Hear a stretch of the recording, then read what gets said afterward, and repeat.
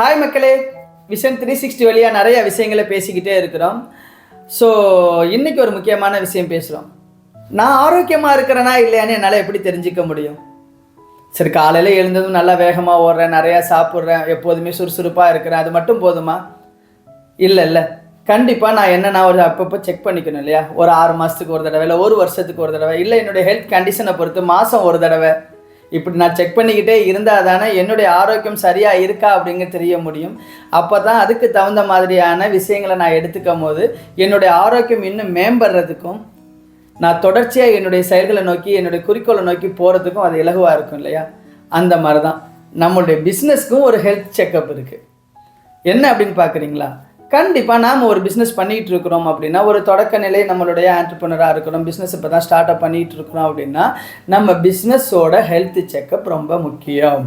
இந்த health checkup அப்படின்னா என்னன்னா, நமக்கு மாதம் ஆனால் எவ்வளோ சேல்ஸ் நடக்குது, அதில் எவ்வளோ செலவு பண்ணுறோம், அந்த செலவு போக பாக்கி எவ்வளோ நமக்கு ப்ராஃபிட் நிற்கிது, ஒருவேளை வரக்கூடிய வரவு தாண்டி நம்மளுடைய செலவு போய் நமக்கு என்ன செய்யுது, கையிலேருந்து லாஸில் போயிட்டுருக்குதா, எந்தெந்த இடத்துல செலவை குறைக்கலாம், எப்படியெல்லாம் நம்மளுடைய சேல்ஸை கூட்டி வருமானத்தை மேம்படுத்தலாம், இப்படியெல்லாம் நாம் யோசிக்கிற விஷயந்தான் நம்ம பிஸ்னஸ்க்கான ஹெல்த் செக்கப். இது முடிஞ்ச வரைக்கும் நீங்கள் ஒரு மாதமும் குறைஞ்சபட்சம் செய்யுங்க. இன்னும் உங்களால் முடியும்னா வாரம் செய்யறதுக்கு முயற்சி பண்ணுங்கள்.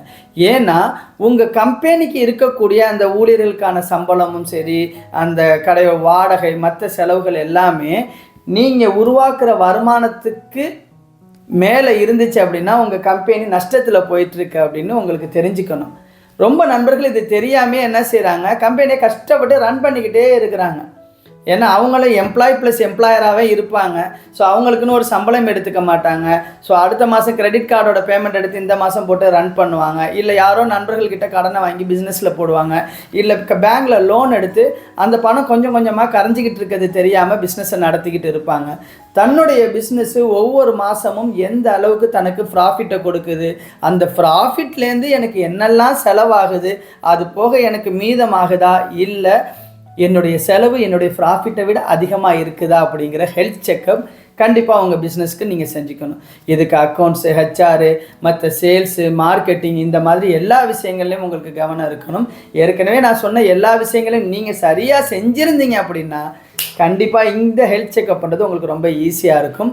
மக்களே மறந்துடாதீங்க, ஒவ்வொரு மாதமும் உங்களுடைய பிஸ்னஸ்க்கான ஹெல்த் செக்கப் அப்படிங்கிறது உங்களுக்கு என்ன செய்யும், உங்கள் பிஸ்னஸை மேல் நோக்கி வளர்கிறதுக்கான வாய்ப்பை கொடுக்கும். ஒருவேளை உங்கள் பிஸ்னஸ் கீழ் நோக்கி போயிருந்தால் அதை தடுக்கிறதுக்கான ஒரு அவேர்னஸை உங்களுக்கு உடனடியாக கிரியேட் பண்ணும். ஸோ இந்த ஹெல்த் செக்கப்பை மறக்காமல் ஒவ்வொரு மாதமும் உங்கள் பிஸ்னஸ்க்கு பண்ணுங்கள். நன்றி மக்களே, நாளைக்கு வேறொரு வீடியோவில் உங்களை சந்திக்கிறேன். Let's promote peace and harmony through acts of love and kindness with people whom we deal in our daily business.